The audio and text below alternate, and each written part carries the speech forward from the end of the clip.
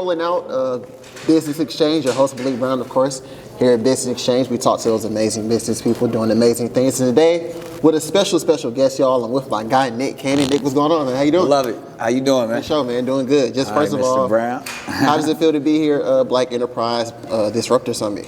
Man, I feel excited and probably just, I feel like I'm home, you know what I mean, more than anything. I mean, one, being a student and a fan of Black Enterprise all my life, being here in Atlanta, that is really like the Mecca and really a place where I've always had the opportunity to do some strong and purposeful work. For sure. And then to be, you know, the disruptors. You know what I mean? I feel like I'm the OG of the disruptor. You know what I mean? Especially when it comes to entertainment and just kind of just shaking up the space and kind of moving how you want to move and blazing new trails. So I'm excited. That's dope. For you, what does it mean to be a disruptor?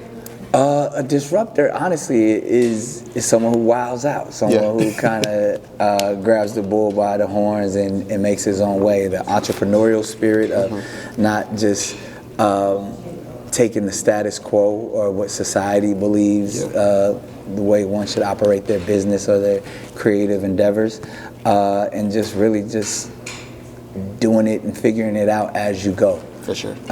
And where everyone else is zigging, you zagging, you know, purposely making noise. Yeah. And so, and when you make that noise, it's purposeful noise. Definitely, man. Love that. So they're downstairs right now doing 90-second business pitches. I want to ask you, do you remember your first business pitch? Yeah, well, see, it's funny, man, because I was raised by an entrepreneur who kind of locked in and read all of the motivational self-help books and stuff. My dad was one of those dudes. So even at like a preteen, man, he had me saying, "What's your business? What you pitch it to me?" And I was doing everything from selling candy door to door to, coming up with different, creative patents. I was patenting things at like 11 and 12. So I kind of had that in me just based off of my father was built like that. So I definitely feel like I created when I was in, I believe it's 7th grade, I created this thing called Cool Candy, and where I literally concocted a Kool-Aid mixture, like like the Liquor Made powdered pixie stick vibes, and I would put them in balloons based off and color coordinated.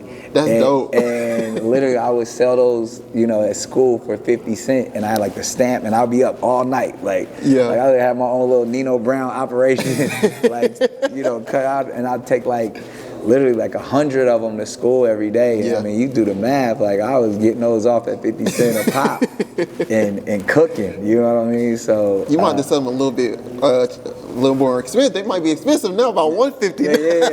You know what I'm saying? But I had created it so much so that the schools was like, yo, you can't do this. They started talking about kids might, eat the balloons and stuff whatever. You guys just mad because I'm making thousands of dollars off y'all students. So, but we was cooking up back in the day. That was probably my first real business endeavor. Definitely. Why is it important, I guess, for the younger generation to know that they are a business, even if they don't have their own business? Why is it important for people to know that they are their own business? Man, I mean, because you are your brand, whether it's from an intellectual property or from the fact that that's just the way the world works. I mean, whether you like it or not, this is capitalism, and you want to be at the top of the food chain as much as possible. So if you approach life as a business, like everything from even your personal endeavors, a marriage is a business contract, you know what I mean? When owning property, that's business, you know what I mean? So all the things that we desire, even the upper mobility of who we achieve and wish to achieve to become, those are all business propositions. So you got to look at the earlier that you can understand that you are your business, then the further you'll go.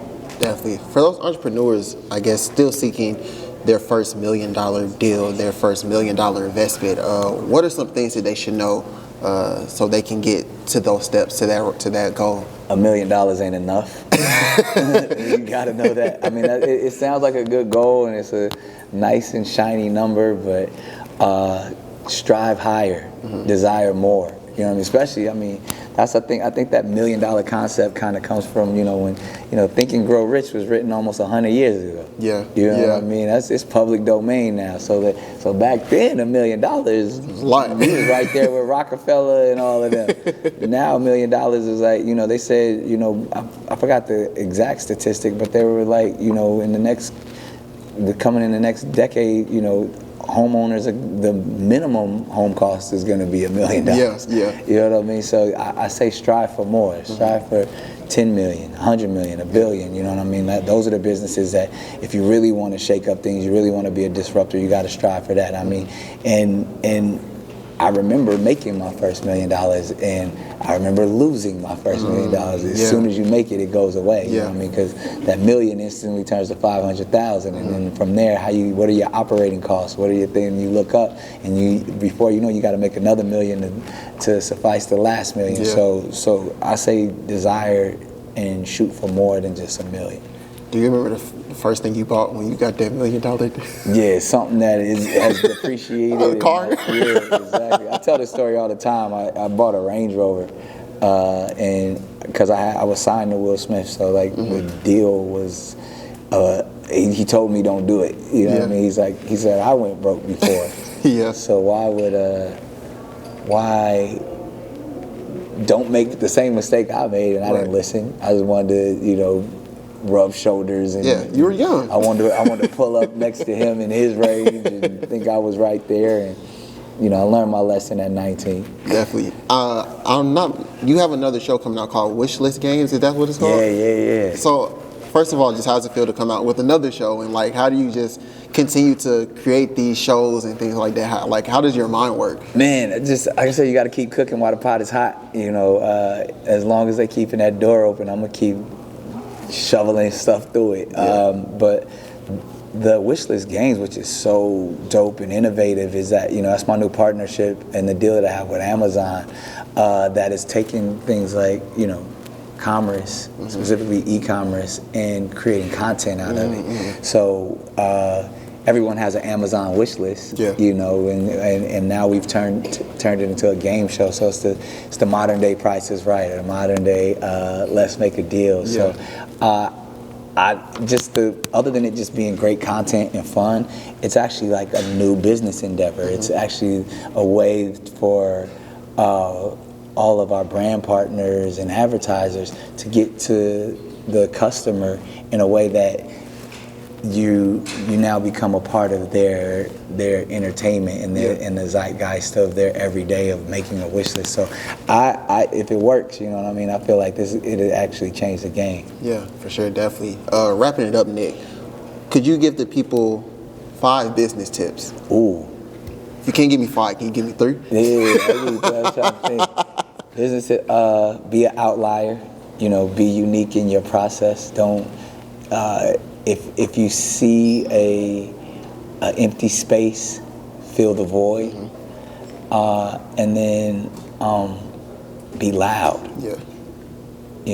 Be an outlier, fill the void, and be loud. If you do that, you're gonna be successful. For sure. Well, Nick, thank you so much, man. Before we go, what's your favorite spot to go to when you come to Atlanta? Ooh. Can I say this? Go ahead. Magic City. I was talking to a rapper yesterday. I was like, what place have you haven't been to that you want to go to? He was like, Magic City. That's everybody answer. There's other clubs of that nature as well. But that's the one that everybody knows. Well, cool, man. Nick, thank you so much, man. We appreciate you here supporting you rolling out, man. Thank you so much again. All day. For sure. Thank y'all.